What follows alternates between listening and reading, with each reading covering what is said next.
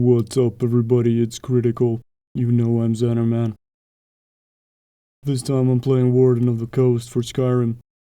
It's a new lands mod, and a quest mod from 2022. Never seen outside Thailand before. Made by TheBawbs on the Nexus. I played version 1.7.5, released on the 24th of August 2023, and had a mixed time with it. I'll get to why that is, but first, let's create some understanding of what the mod is about. Warden of the Coast is a story mod, focused around a group of 9 companions, a fellowship, if you will. When I say companions in this case, I'm not referring to the furries of Whiterun, but a group of party members. The mod begins as you're attacked by thugs. On their bodies you find a note from a false dragonborn. While investigating this rumor, you're introduced to a mysterious prophecy, and get swept up in an adventure that takes you far from Skyrim, and end up stranded on a tropical island, where you must fight to survive. The mod page describes it as Mass Effect or Dragon Age inspired, and it very much is, when it comes to its focus on followers and exploring their background through side quests. The followers really are the main selling point here, and I think it does a decent job at it. Each one has a distinct personality, a different voice actor, and individual character arcs that evolve over the course of their side quests. The first impression you might have of them may not be the character that they actually are, and they may change over the course of your interactions. The story is also heavily tied to the events featured in Oblivion. So is it lore-friendly? What is lore-friendly? Who's to say? I say it's pretty lore-friendly, but certainly a bit different to Skyrim itself. For most of the mod's playtime, you'll be stuck on an island with no way back to Skyrim, unless you push through the story. And that might cause trouble for a number of reasons. You might be unprepared for the enemies you'll face, for instance. And while the party can make up for some of the difficulty, it might not always be enough. And it takes away player freedom, which might rub some players the wrong way. I think I talked a bit more about it in my Siren Route video, but that is inherent to any mod that takes away the player's ability to nope out of it. Depending on how you play the mod, if you engage with all the side quests, you'll be on the island for what could be 10 to 20 hours of gameplay. And for those of you unfamiliar with how passage of time functions, that's a long time. The mod is mostly set on this tropical island, a very different environment from what you'll find in the base game. It sets itself apart quite well. On the island you'll face enemies with custom models, many use Mihail's monster models, and you'll fight some enemies like foglets and leshen that are at home in The Witcher, but don't feel perhaps too out of place here either. It provides some nice enemy variety, more than I expected. There was also a nice soundtrack, with music I recognize, mostly from Adrian von Ziegler. He does some nice music, and has a YouTube account where he uploads his music. The mod also has some difficult choices to make, and while there are a lot more choices and consequences than most other mods, some of those choices you have to make were a bit hit and miss with me. It felt like you were forced into choosing between two evils because the author said you have to. It felt a bit manipulative. Still, I enjoyed many parts of this mod.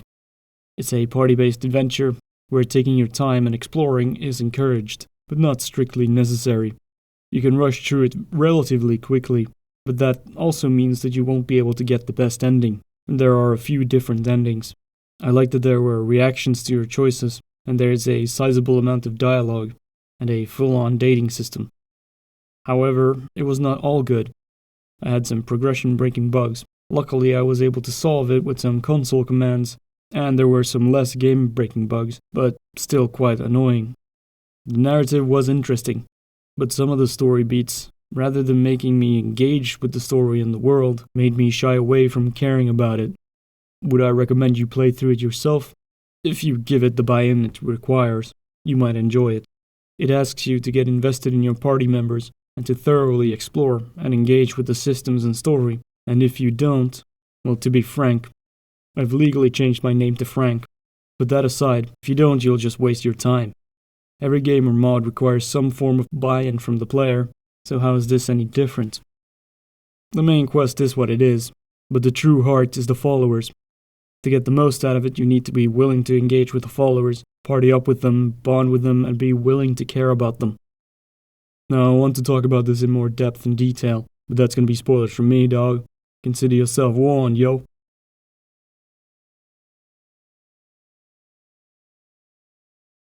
The mod begins when you click download on the Nexus. After completing the Way of the Voice, you'll be tracked down by some mercenaries who want to end you. They have a letter from someone calling themselves the Dragonborn, who's gathering a cult around them on an island to the north, a place called Snowdrift Estate. The ground is littered with dead Vermina cultists, the Daedric Prince of Sleepy Time. Outside the main doors of the estate you come across two squabbling men, Sir Roland of the Thorn and Hayden. They are here to rescue someone called Iriel from the clutches of the cult. And you, the true Dragonborn, decide to aid them in their endeavor. The mod expects you to be Dragonborn, and will refer to you as such, so be advised if you intend to roleplay as some schmuck who's just a cook. You'll be a Dragonborn cook. Anyway, Roland and Hayden give you a choice. Roland wants to charge. Head on! Yo! While Hayden wants to be a sneaky git and use the back door. Whichever plan you choose doesn't really stop you from doing the other. But you will gain or lose relationship points with one of them. Not enough for them to be comfortable enough to fart around you, but it's a gradual process. You'll get there eventually. It introduces one of the central mechanics quite nicely here, and that is the relationship mechanic. Choices and actions you take over the course of the mod will increase or decrease your relationship with various followers, and that's really neat. It makes the choices you make matter more. You can grind up their relationship rank later on if you really want to, but if you complete their character stories, you should have enough to befriend them, unless you somehow screw up. The estate is filled with Vermina devotees, soon to be dead devotees, as Roland, Hayden, and I cleave our way through like a whirlwind of death. When we reach the barrows, Hayden takes a side path and triggers a trap, and we get introduced to healing a follower who goes down. Now, unfortunately, the first time I did this, I didn't wait for the characters to finish their dialogue before healing Hayden, and thus bugging this scene out. This is a nice introduction to the scripting being finicky at times. So one reload and some patience later, we continue on. We find Iriel in a cage, and she is a Nord warrior who came here looking for the Dragonborn. We free her and continue deeper in, trying to find a way out. When we come to a frozen-over door, Iriel demonstrates that she is in fact Dragonborn, as she unleashes a shout to burn away the ice and unblock the passage. The following section disables your weapons, so you can't attack the Vermina cultists on sight, but instead you have to listen to the cult leader, who is the one who spread rumors of being Dragonborn. He claims that in visions granted to him by his waifu, Vermina, he saw us be the ones to cause untold destruction and the loss of many innocent lives. Now, I haven't known Daedra cultists to care about the lives of innocents, but this guy does, it seems. We come to blows, as was inevitable. And as the cult leader dies, he exclaims, Lady Vermina, forgive me. We find the exit to the barrows. Iriel wants to speak to us, and drops some revelations. She claims to be your sister, and she has a letter from our parents that mentions that they are in trouble. Now, as I read up on the mod, I did see several comments online of people who dislike this move, of having a character be your family member. And well, it seemed obvious to me that there was something more going on with that statement than what was let on at first. And I guess if you have any confidence in the mod's story, you should just wait and see how it plays out. Let it cook, as the boomers like to say. We part ways here, and promise to meet with Iriel and her gang in Solitude, where they have a ship waiting for us to take us to the island where our parents are supposed to be, along the Hammerfell High Rock border. Now, when I got to the ship, I encountered a bit of jank, which might be due to conflicts with mods editing the Solitude docks. Some of the NPCs were stuck on the back edge of the ship, and to proceed with the quest I had to speak with Vigilant Catry, who I assumed was supposed to greet us as we step up the gangplank. Anyway, there are a few new characters here alongside the 3 we met at the estate, the Vigilant of Stendar Katri, a dark elf, and Tia Alto, a rider from High Rock. We get the opportunity to speak with all of them. Now, what struck me here was that the player's dialogue is at times irreverent. Like you have this attitude of knowing all the tropes, and not taking things too seriously, and you're above engaging with the world properly.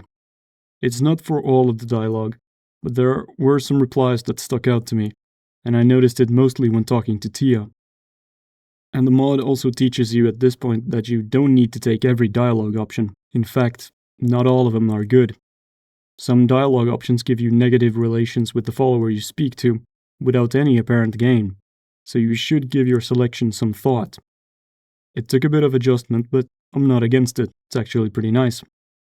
We do learn some more about the people on the ship, such as Hayden having stolen the ship, Sir Roland being part of the Knights of the Thorn, and Iriel is the one funding this expedition.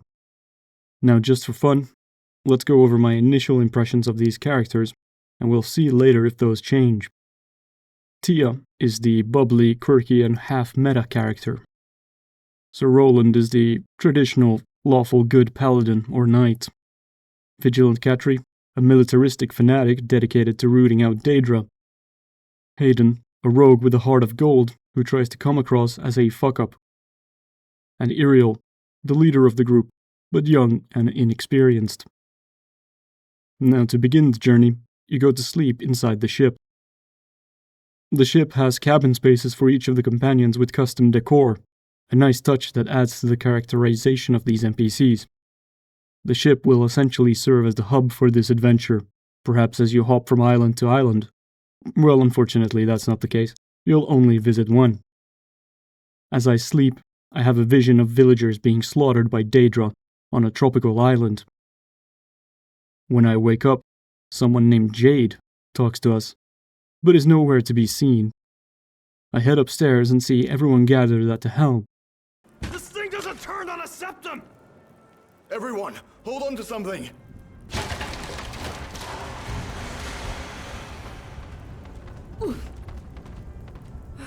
Everyone okay?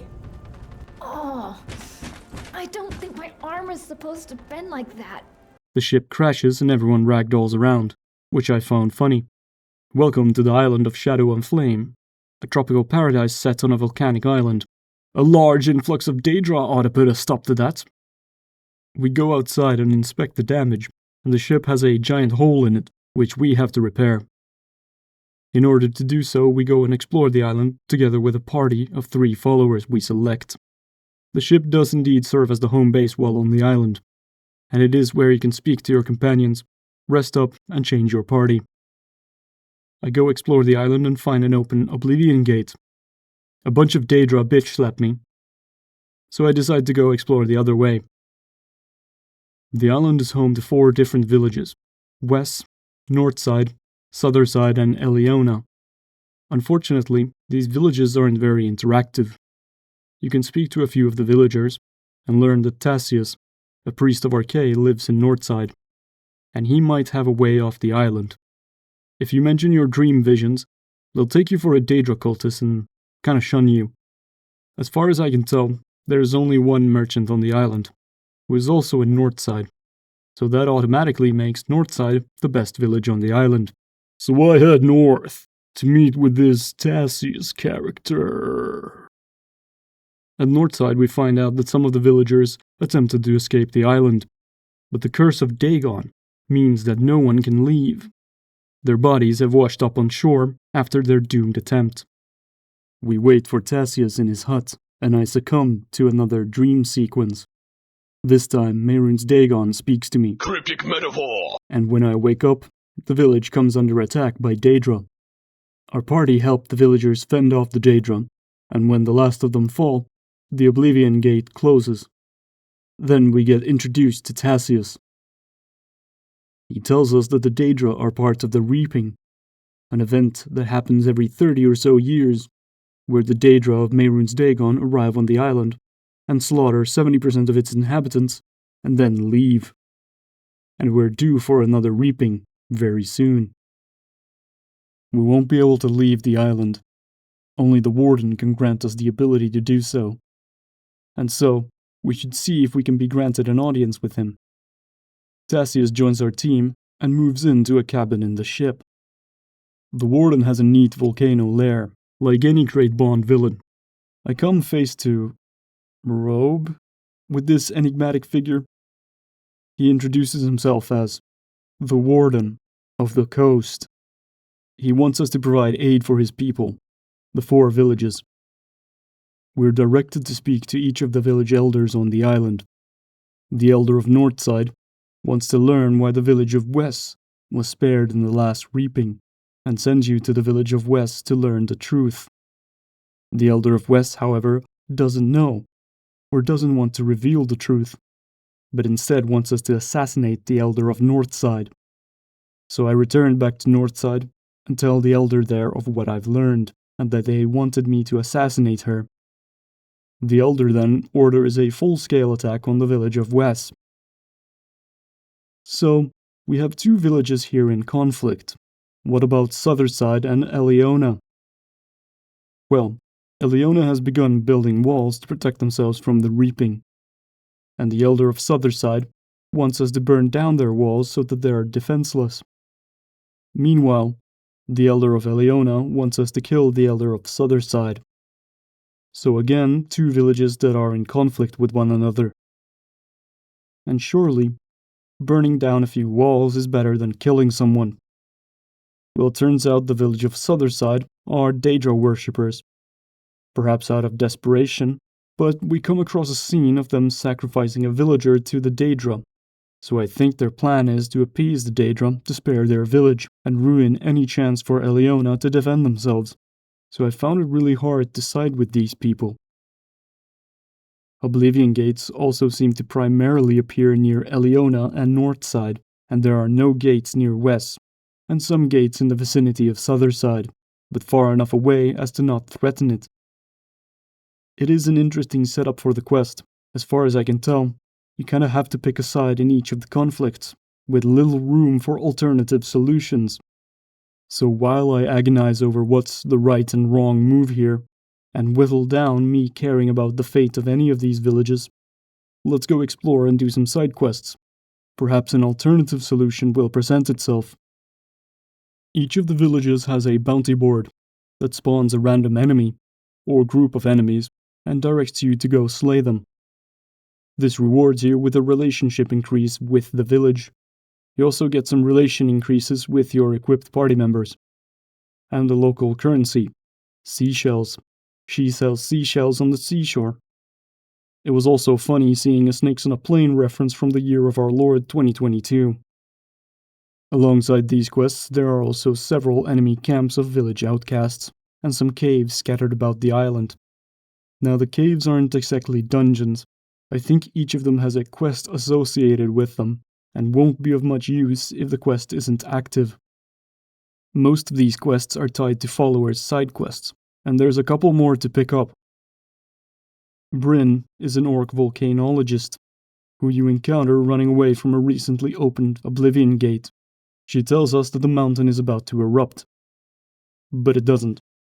She's brusque and wary of you on your first meeting, but you can recruit her to join your crew. Jade, the voice we heard when we woke up while arriving on the island, turns out to be a stowaway Dark Brotherhood assassin who has a contract out to kill one of our crew. But until she does, she's our party member, and we can gallivant around the island together. Also, I think she was supposed to wear the Dark Brotherhood armor, but almost the entire time we were on the island she was wearing just a bikini. Not that I'm complaining. Now, I made the mistake here in my playthrough. Before advancing the story any further, I completed every available character's side story. The only ones I couldn't complete yet was Tassius' story, and the final 9th companion, who you don't meet until you've solved at least one of the village conflicts. Zavok is a Dromora warrior who has been sent by the Warden to aid you, and demands you fight him in a duel. And after beating him, you become his new master. Now I said I made a mistake, and that's because by the time I encountered Zavok, I had already spent possibly 10 hours exploring this island, completing all the available quests, and I was basically ready to just rush the rest of the main quest. So I groaned at the prospect of having yet another side quest to complete. Well, that and my burning hatred for the Daedra.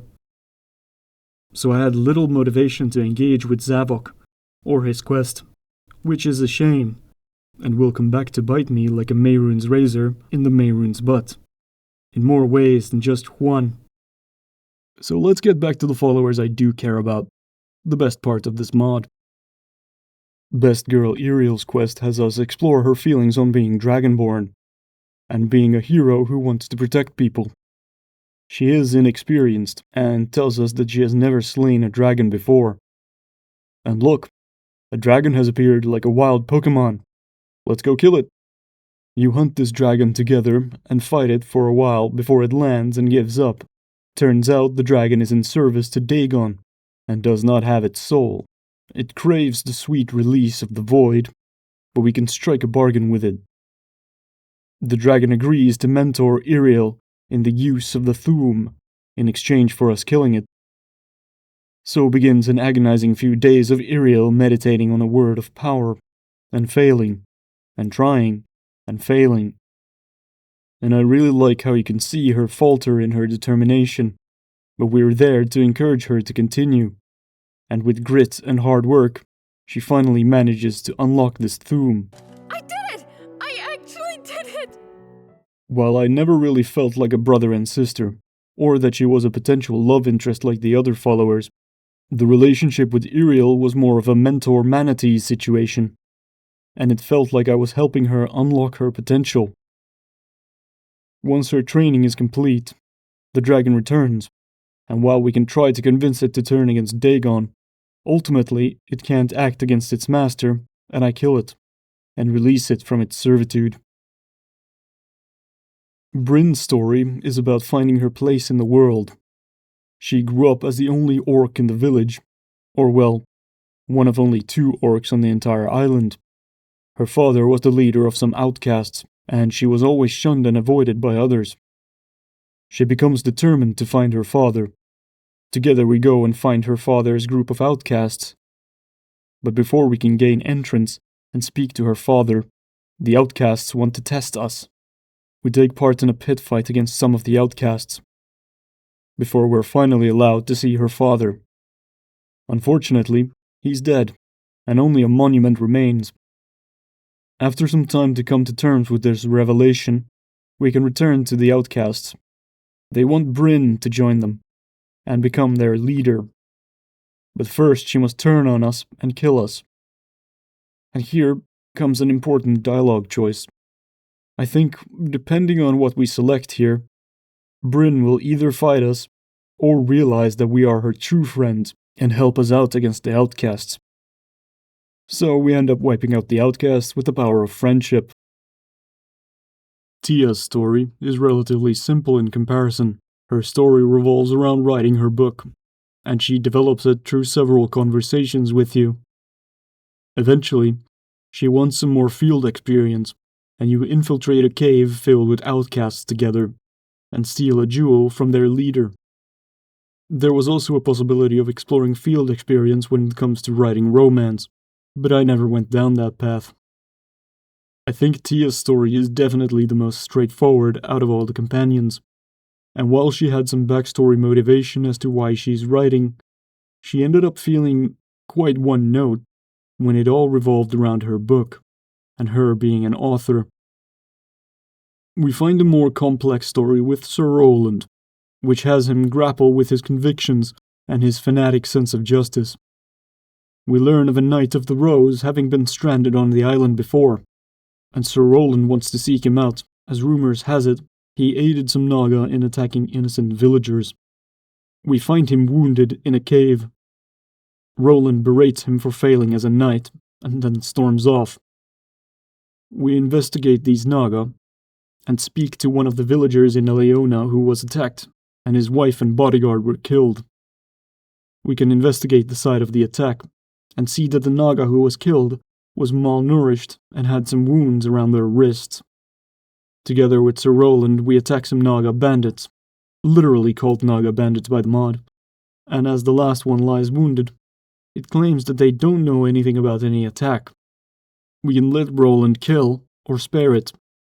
I did see the twist that there was something fucky going on, so I opted to spare the Naga.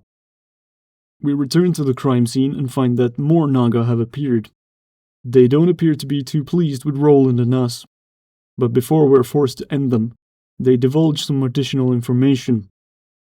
Naga have been going missing, and it's the Landwalker's fault. We go investigate the villager from Eliona, who was attacked previously. In his house we find evidence that he kept Naga imprisoned in his basement. His wife was cheating on him with his friend and bodyguard, so he used his Naga slave to attack and kill them. Roland becomes infuriated at learning this and kills the man, then wants to seek repentance from the Naga. We return to the Night of the Rose and find that he has been killed by slavers. We kill the slavers and learn that they come from a cave where more Naga are being kept. Together with Roland, we break free the Naga and kill all the slavers, and he then submits himself to the Naga for their judgment of the sins he has committed. Thankfully, the choices I made meant that they forgave Roland, and he returned to my party alive. Katri's quest has her confront her past. Turns out she was once a Daedra summoner, and she had an apprentice who was killed. We delve into an ancient Draugr tomb and discover that the apprentice is there in spectral form. In the first confrontation, the Spectre accuses Katri of being all manner of devious things. We're then forced to flee from an onslaught of Draugr, and Katri claims that she can't tell us what's going on because it would be too dangerous for us to learn what's going on. And I suppose the idea is that we might betray her were we to know who she was in the past, but leaving those revelations for the spirit of the apprentice to use against her, well, that's a bit silly too. I get what the author was going for, but I'm not sure it works here. Eventually, we return to free the spirit once and for all. Katri conducts a ritual to free the spirit, while we protect her from a Draugr horde, and we eventually banish the spirit. Then we have Hayden, whose defining characteristic appears to be getting drunk. Well, it turns out he's gotten drunk again, and in that drunken state, agreed to kill someone. And now we learn that once he promises something, he never backs down. So we go to a cave to find a man, who's a rambling lunatic. Hayden kills him before we learn anything useful as to why anyone would want him dead. Next up, Hayden gets drunk again, and has promised to put some signs up around the villages warning of memory manipulation magic. After the task is done, Hayden comes clean to us. Years ago he was in the Legion, leading a squad against the Stormcloaks. They held one side of the river, but only he was ordered to retreat. He told his squad he would return to reinforce them, but he never fulfilled that promise, and they all died. So now he wants to use memory manipulation magic to forget his shame. So we seek out the hags, which it turns out are in the same cave that the man we killed earlier was living in. And they perform the ritual to make him forget, and it seems to go without a hitch. I really thought there was going to be a deeper message here, or a moral to this story, but no, it seems to just end here. Jade's quest involves her accepting a contract to assassinate a drug manufacturer on the island. The first step to do that is to kill his distributors, to open up availability for us to be interviewed for the position. Then, during the interview, she would assassinate him. We join a couple of people for an interview, while Jade sneaks around the back entrance. It becomes obvious that the drug manufacturer has ties to the Daedra, as he has multiple Dremora working the fields for him. We're the first to be interviewed, and we have to stall the boss until Jade is in position, and then give the signal to strike. Once we do, the boss dies, and we can escape the cavern. Remember how Jade's reason for being on the ship in the first place was because she had a contract out on one of our crewmates. Well, it turns out that this assassination was a trial run for that assassination. It's here that Jade and Hayden's stories converge. Jade's contract was given out by the widow of one of the legionnaires Hayden left behind to die. And so, Jade lures Hayden out to meet with one of the new drug distributors, while she takes up position to shoot him. We arrive in time to talk Jade down, and once Hayden confronts Jade about why the original plan went awry, we can lie about it and keep them both in the crew. Otherwise, one of them will likely be dead, or leave. Lastly, there's Tassius, the priest of our cave. He directs us to a cave where we can find a book that details defenses we can construct to combat the reaping. Although I didn't really find a place to actually construct these things until way later. Then, once you advance the main quest further, Tassius produces some torpor, in order to contact Vermina, I guess. We enter the dream state, but it turns out to be Tassius's memories. We're shown a memory of how Tassius and his brother lost their wives and Tassius's daughter in a raid. And then we learn that his brother killed himself after the loss. Tassius starts acting a bit strangely, and we discover that he took some of the torpor and entered into a coma. We go into his mind after him and help him overcome his traumas in a labyrinth of his mind. These quest stages are all spread out, and you often have to wait for some time between conversations and events before you can continue advancing one side quest. The way I played it, I could advance one quest while waiting for the next stage and others to become available. I believe each of these quests also have different outcomes. The followers can turn against you, die, or otherwise become unavailable, depending on your choices throughout them. But if you complete them, you'll get a good amount of relation points, enough to become closer to them, which will be important later. Still, they are a bit inconsistent in length and story. Some, like Tia, focus more on just conversations with her and discussing her book, but it still felt like she received way less focus than, say, Sir Roland or Bryn. And that's a bit of a shame, because she might be someone's favorite character out of the cast. Aside from the side quests, you can also take your followers out on a date to one of 5 different locations spread around the island that you can discover as you explore. The only one I ended up taking on a date was Jade, and it was a nice feature, although the camera forced a third-person perspective that didn't give me a good angle to view the scene from. The dates encourage you to buy some formal attire and gifts, but I had no idea where to get that. The merchant in Northside didn't have anything like that, and the rich clothes I brought from Skyrim didn't seem to work as formal attire. Turns out, there is a chest on the ship that functions as a merchant, but the mod never tells you that. Similarly, the book you pick up during Tassius's quest, with upgrades and defenses you can construct to help during the reaping, it doesn't tell you where and when you can use it, so you can gather a bunch of materials from the monsters of the island, but have no idea where you'll use them. Turns out there's a workbench on the ship that lets you construct these things. I could have used some better guidance to finding this workbench and the merchant chest, as the only time you get guided here is when you repair the ship. But before we do that, we have to continue the main quest. I had been holding off on continuing the main quest and taking a side in the conflicts, because I was looking for additional solutions to present themselves. And well, nothing I did, no matter how many bounties I completed for the villages, or follower side quests I did, seemed to offer any alternatives. So fuck it, I assassinate the Elder of Sotherside in his sleep, and lead the villagers of Northside in an all-out assault on the village of West, wiping out the entire village. Then I return to the Warden and present him with my achievements. Obviously, he isn't too happy I wiped out an entire village, but sometimes you have to choose the greater evil. And I suppose this choice is what kind of made me stop caring about these villages and their people. The elders are kind of terrible, ordering you to assassinate each other or screw over the other villages.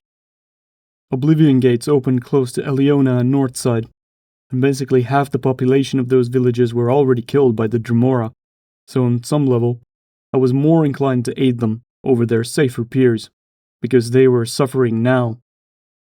Well, now the Warden opens up 2 Oblivion Gates, one near Northside and one near Eliona. So, I guess they're getting shafted once again. He tells us to help one village or the other. Oh right, the Warden is one of Mehrunes Dagon's minions, and he decides where the Oblivion Gates open up, so this is all thanks to him. I don't think there was much consequence for choosing one village over the other than taking a relationship hit, which can come into play later, but you can overcome it by completing a few bounty quests. There was also some rubble piles that appeared in the village I didn't choose.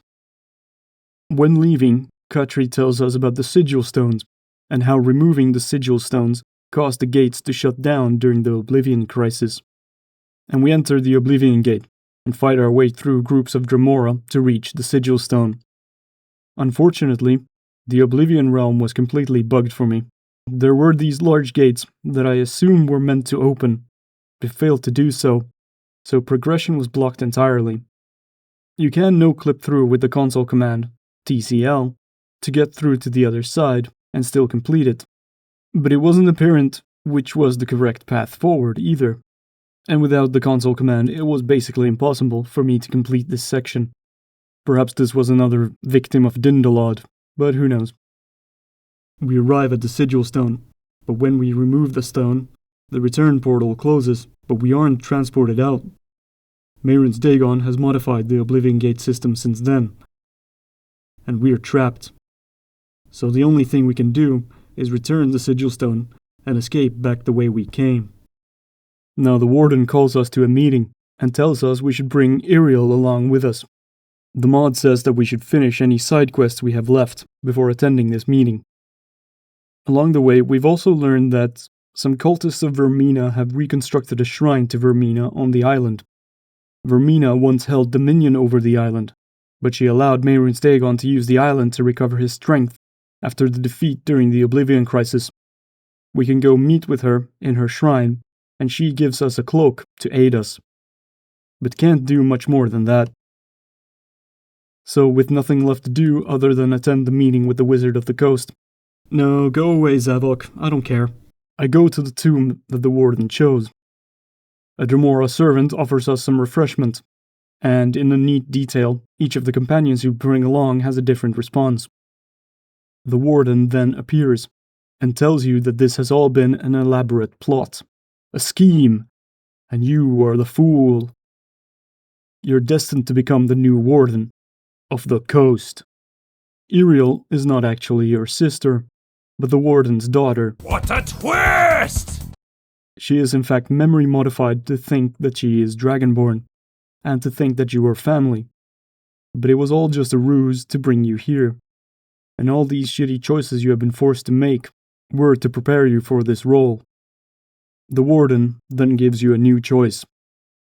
2 new gates will open up, one at Sotherside, and one at the ship. Which will you save? The village or your friends? He tells you to choose the lesser evil, and then pieces out. Now, Iriel doesn't take this news well, as you can imagine. Her entire life and personality might be a lie. She burns the locket she got from her parents, and what the Warden said turns out to be the truth. No time to think about that now, though. Let's go back to the ship and save our comrades. I don't care about no village. Honestly, like half the population of the island is dead by this point anyway. I arrive at the ship, and together with the crew we kill some attacking Daedra. But we learn that 2 crew members were kidnapped by the Warden, so I rush to the volcano lair, where our Bond villain has laid out machinations most devious and cruel.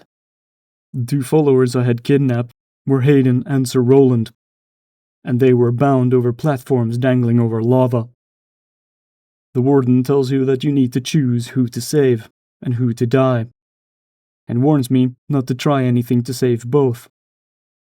Well, it turns out I can ask my crewmates for help, and direct one of them to save one, while I go for the other. I pick best girl Iriel to save Hayden, while I go for Roland. It seems I lucked out. The Warden says we have bested him. He could not bear sending his daughter to her doom, and then disappears. So I saw through his clever ruse, and picked Ariel because I totally knew what was going to happen. I head back to the ship, where I have to rally our party. You also have a dialogue here with Ariel, where you can help steel her resolve to aid you. If you have high relationship with the followers, there shouldn't be any problems to get them to join you. But Zadok tells me fuck you and leaves because I didn't give a shit about his Dremora ass. Now everything is in place for the reaping. We're directed to prepare for it and repair our ship when we're ready. Now you can recruit a bunch of villagers to aid in the defense. In order to recruit from a village, you need to have good relations with that village, which you can grind with bounty quests if you have low standing. You can also get materials you can use for upgrades and defensive fortifications. Before you go recruiting, however, it's best to build a longship, because that will allow you to recruit 10 extra villagers. If you don't construct it first and recruit to your maximum, you won't be able to recruit more when you do construct it. I also construct a bunch of defenses, but I'm not sure how those will help out in the coming battle. There's some scenes of bonding the night before the battle. Then, as I sleep for the night, I have another dream where I see the Warden do his final duty. As morning comes, so too come the Dremora. The battle is quite neat. You fight through waves of Dremora that spawn out of Oblivion gates. Most of my villagers died quite quickly, but eventually the Dremora onslaught stops, and we have to find the Master Gate, like some sort of Master Gator. The Master Gate turns out to be located inside the volcano lair. We fight through Dremora groups occupying the lair, and reach the gate. We jump into the Daedra realm and fight our way through. It's the same realm from before, so you should know the path by now. There's some cool scenes here, although some are a bit silly. Hey! Over here, you overgrown scamps! That's right! This way! Tia leads some Dremora into a trap, for instance. Zavok appears alongside some Dremora, and we get to end his scrawny ass. Jade blows some Dremora archers off a platform. But once again the gates are bugged. Curse you, gate! I no-clip through with no real problems, it seems, and I'm able to continue. There's some more fighting, some more character moments. We're pinned here unless we can do something about those mechanisms.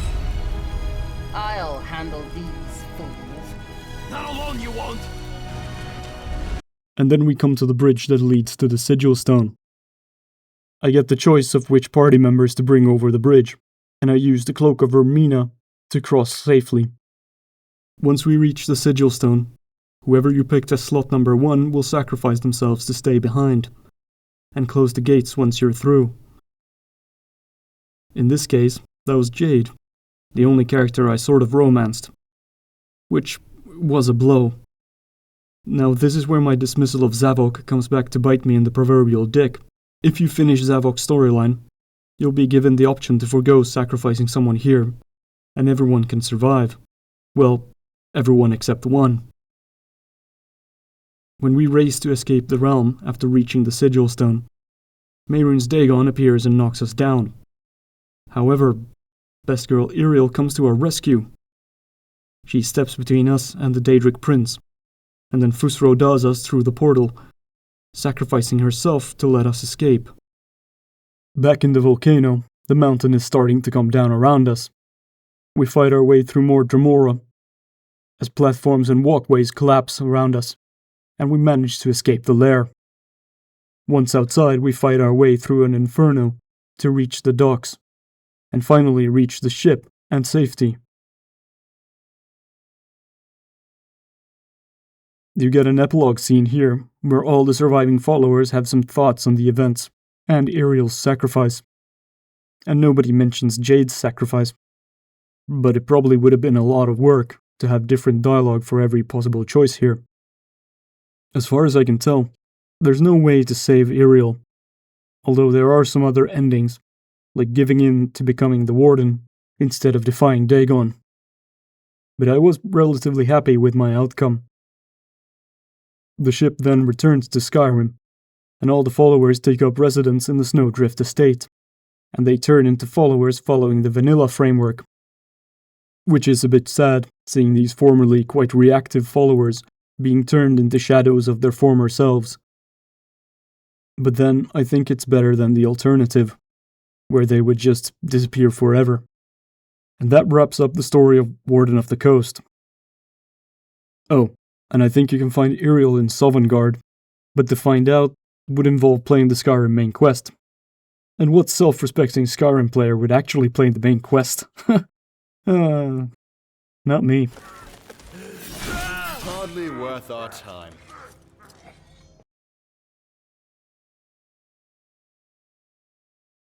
The more I reflect on my time with the mod, the more positive I become on it, and like what I experienced. It features an impressive amount of dialogue, over a quite significant cast of 9 followers. They each feel distinct, and have to overcome different challenges. It is very ambitious, and I find it quite impressive what this mod has achieved. The new systems sort of work together, like the bounties, leading into the follower relationship system, and village disposition, and the follower quest pacing, encouraging you to engage with more of the cast, and it all feeding into preparing for the reaping in various ways.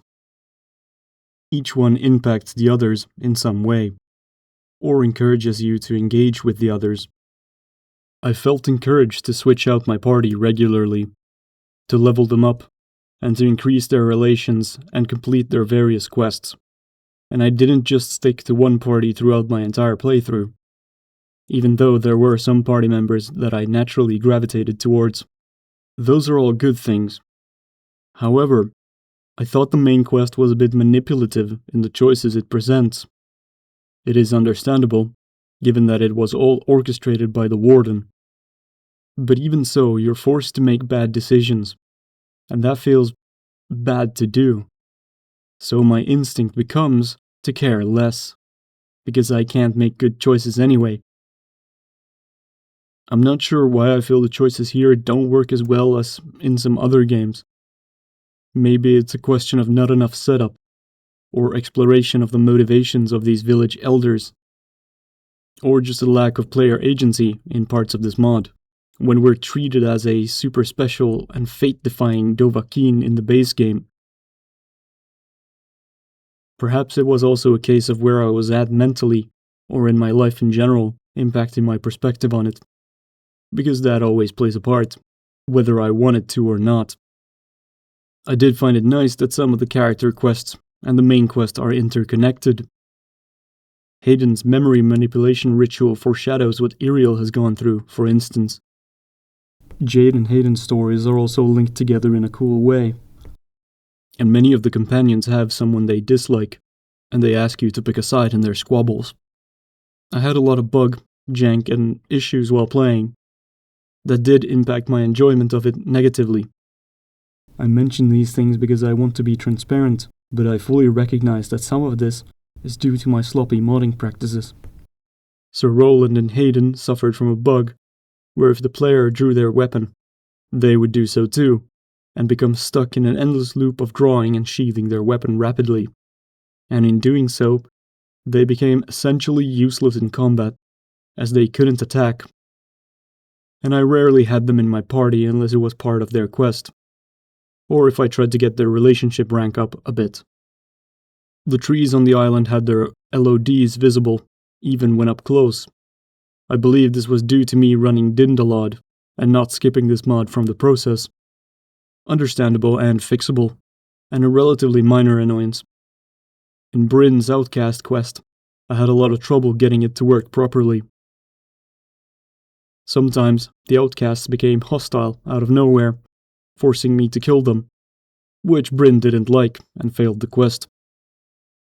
Not to mention the fact I had to follow Bryn while she walked slowly, over a very long distance, hoping that it wouldn't screw up again. And I couldn't just use the wait system because she might get stuck inside a wall. That was a bit of agony. I also already mentioned the Oblivion Realm issue with the gates that I couldn't open to proceed, other than using the console to no-clip through it, but it bears repeating again. I'm not sure if this is another issue caused by high script load, or from running Dindalod. Those were some of the issues that I ran into while playing this mod.